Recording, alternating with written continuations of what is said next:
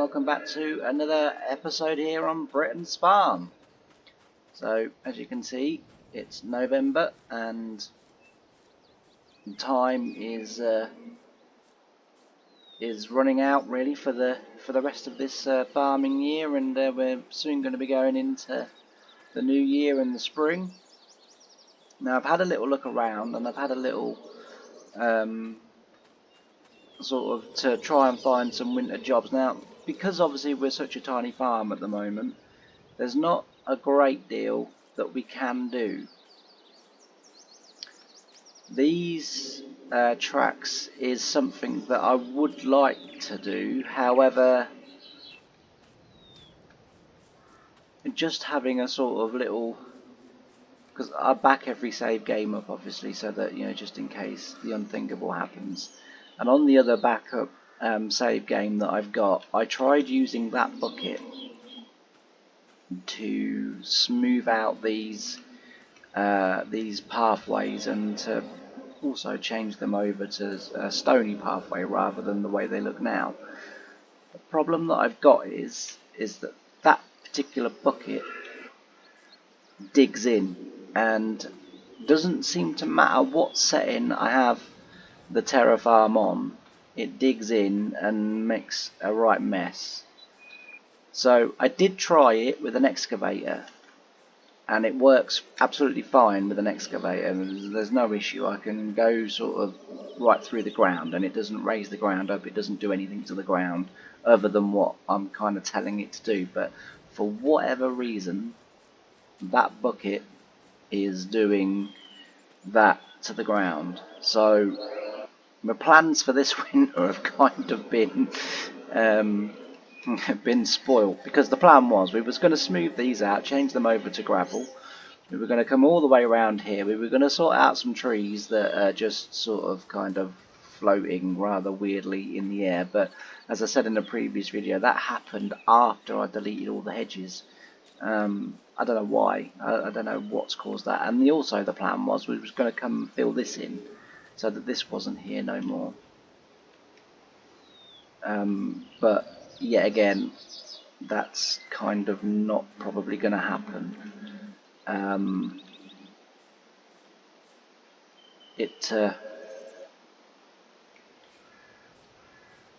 Again, the bucket does exactly the same thing. It just digs into the ground and makes a mess. But this is the texture that I'm going to be going for in the end. Just because it looks silly the way it is now, and obviously in real life, if that was to rain, that would just literally bog, and you wouldn't be able to get in and out of the farm. So that's the plan. That was the plan for winter. Now, Britons did do in 1986 an excavator, so we can get an excavator. However, we've only got £83,000, and the excavators are a lot more than £83,000. So, what I was thinking was that we've got obviously the sugar beet field that we harvested just over there. That still needs ploughing. And we've obviously got this field behind here that we need to finish off ploughing, because we've started the winter ploughing in here, and it you know, it is nearly done now. So because of the problems with the Terrafarm and the bucket on the JCB load-all, my plan is this. We're going to finish the winter ploughing in here. We're then going to winter plough in that one over there. Now, we've got a field of wheat, and obviously in this direction we've got a field of canola. Wow, that tree is a very long way in the air. Aesthetically, you know, this doesn't look great, but as I say, I deleted the hedges just because I had some really dodgy collisions. I used to sort of be driving along the road, and they would just grab hold of implements and tractors if it was a tad too close, but it had a heck of a reach on it. So I thought, well, you know, I'll delete the hedges, and it doesn't matter anyway, because we can then sort of merge fields and do all kinds of wonderful things with Terrafarm and everything else. So I sort of thought, you know, will it be okay? I gotta say, our rape is looking absolutely bloody stunning. Thankfully, the game doesn't simulate pigeons, so therefore we've got really good coverage, and we've got no sort of eaten patches, because that is the biggest thing with rapeseed, is the pigeons do love it. But that does look very nice. We don't need to put no more fertilizer or sprays or anything on there. I can't. Oh, we've got a patch here. We've got 2 patches here, and look, they're right close to trees. This is why on the farm we used to look for fields that didn't really have any trees, you know, sort of in the vicinity. It used to help a little bit, to be fair, but you would still find damage, and then rabbits are another thing as well, especially when the leaves are small. But yeah, it's a good field, good coverage. Looks very nice, and as I say, we don't need to put any more fertilizer on there, so that's even better as a farmer, because that's saving me money. And I like saving money. So yeah, as I say, we'll look to get that winter ploughing done. We'll look then to get into spring, and we'll get on then with the spring jobs and some planting and some drilling, and sort of move our way through. We might as well also look for, as long as they are different jobs to, you know, to sort of plough in and different things. But on the way I have this set up is that the whole of the year is, well, not the whole of the year, but from sort of usually about April onwards, the game will only give you baling contracts, because this is a predominantly grass map. So it'll only give you baling contracts. Now, they're okay, and yeah, they can bring in some money, but they're very time intensive. And obviously I want to keep these videos moving forward. I want to sort of keep this save, you know, sort of bouncing along. Like I said, you know, it's very tempting just to kind of go, well, Britain's brought that out and we'll have that. But no, we're going to play it as though we're playing the actual game. So we need the money to buy the stuff. The stuff's not just going to turn up on the farm just because Britain's made it or I add it in my collection. We're going to sort of do it so that, and what I'm hoping that will achieve is that means that, you know, sort of by this time next year we won't have, you know, the X9 combine, we won't have, like, you know, the big John Deere tractors and stuff like that, because predominantly it's John Deere stuff that I collect, and Verdestat stuff. I quite like the Verdestat stuff as well. And then in terms of harvesters, you're looking mainly at the John Deere X9, which I've got, and then I've also got this, I can never remember the model of this model number, but I've got that as well in my collection, as well as the X9, and I've also got as well, just I might not even have it installed now, I've also got I don't think I've got that in Ertl, the 8820. So that's an Ertl one, so that's something we could eventually move up to, because I've got that in Ertl, and Ertl do now own Britain, so it's kind of there we go, the 480 Lexion, and this combine as well, the Massey Ferguson. I probably will introduce this. I did have the New Holland one first, that one, the TX66 I had from Ross. I haven't got that one, don't know why that's in there, that shouldn't be in there. I must have put it in the wrong folder. I had the CX880 because that was the one that I got to drive, but that's the 890, but I'm assuming you can go the 880 in the middle. The TX32, I had that, it may have been Ross that made that one as well, but I had that, and one is the new generation, and the other one is the older generation. That's why I've got two of the same, and that shouldn't be in there as well. You'll see that in another series, but that shouldn't be in there. So I've obviously got a couple of my folders and mods mixed up. But yeah, so that's the stuff off there, the combines and that I use, but it's generally class. I've also got a 770 from Universal Hobbies, which I got from the Clash show in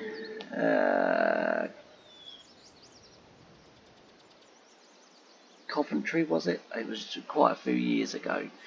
I went with the farm. It wasn't really a thing for the public. It was more for sort of farms that owned class equipment. And as I say, the farm that I worked on, we had two class 770s combines.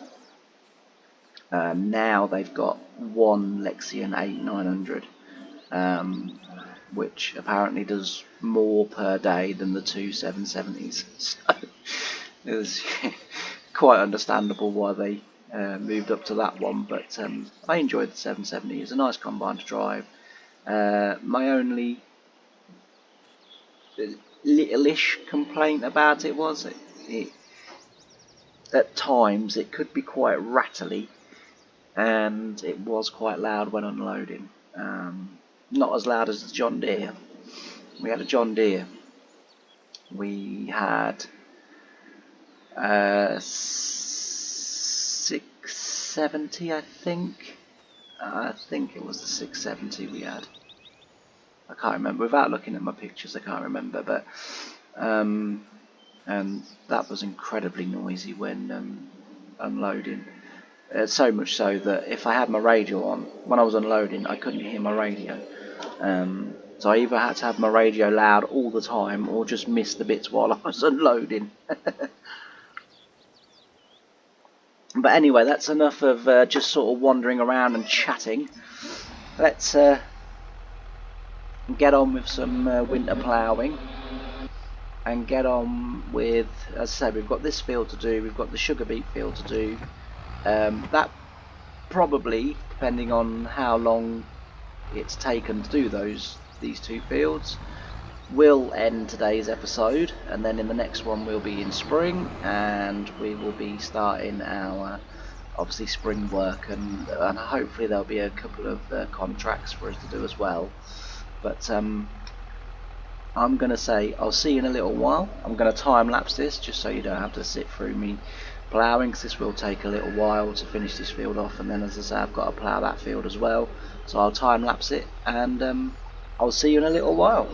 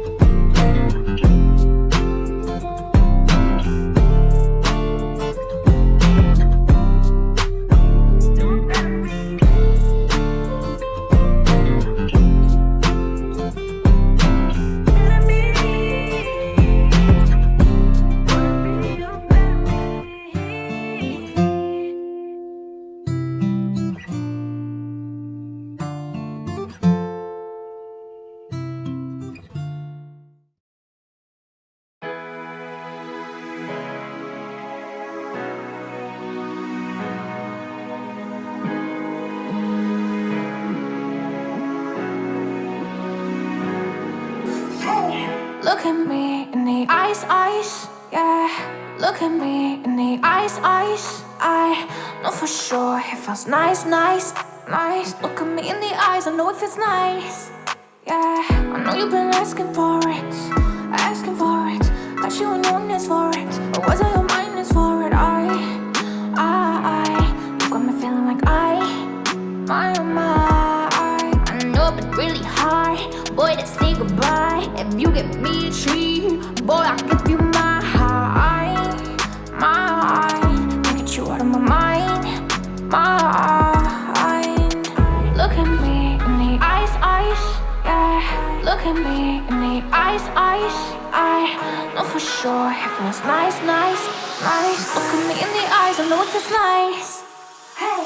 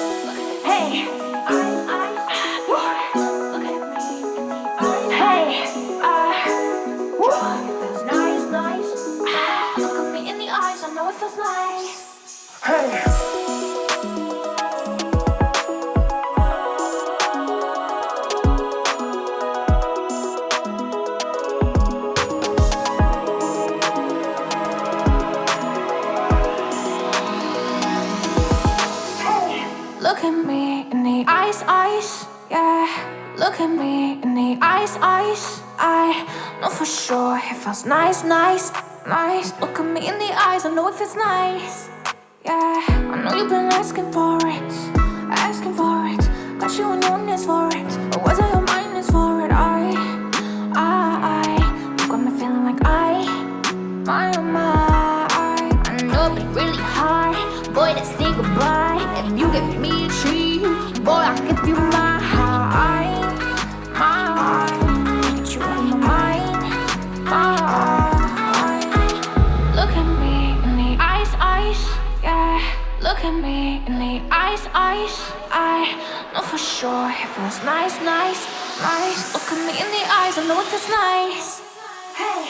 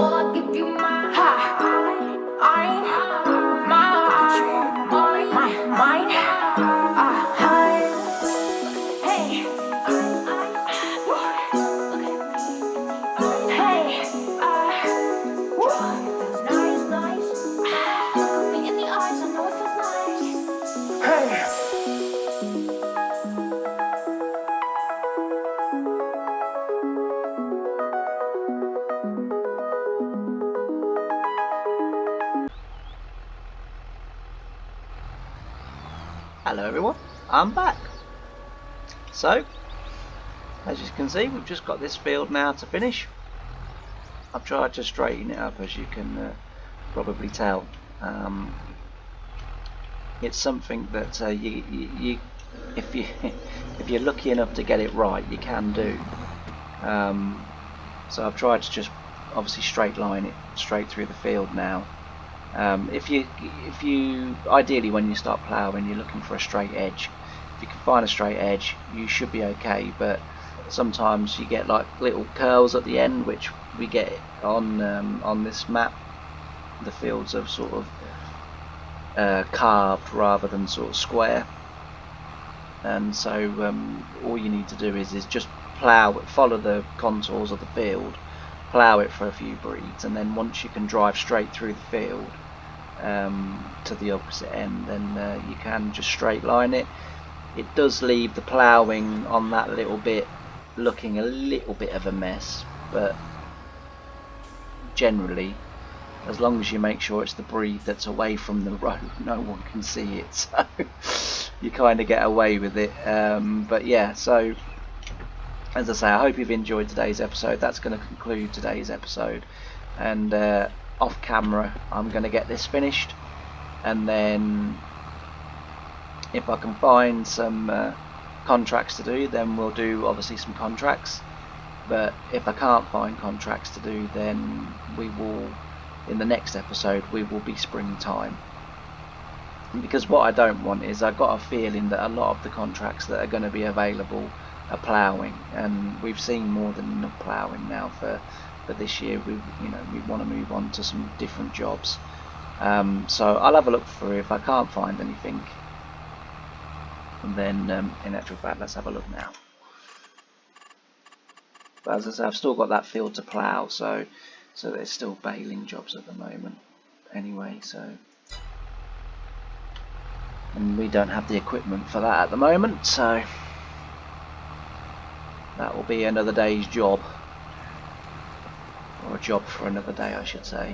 But anyway, thank you ever so much for watching. Thank you again for all your support on the series. It really has been, honestly, I can't believe it. Some days I look at my video and I look at the views coming in, and then you start to see subscribers coming in too, and honestly, it really does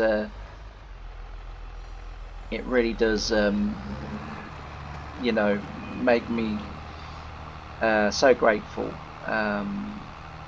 and I hope, long may it continue. But anyway, thanks very much for this episode. Don't forget to like, comment and subscribe. Hit that notification bell, and I'll see you next time.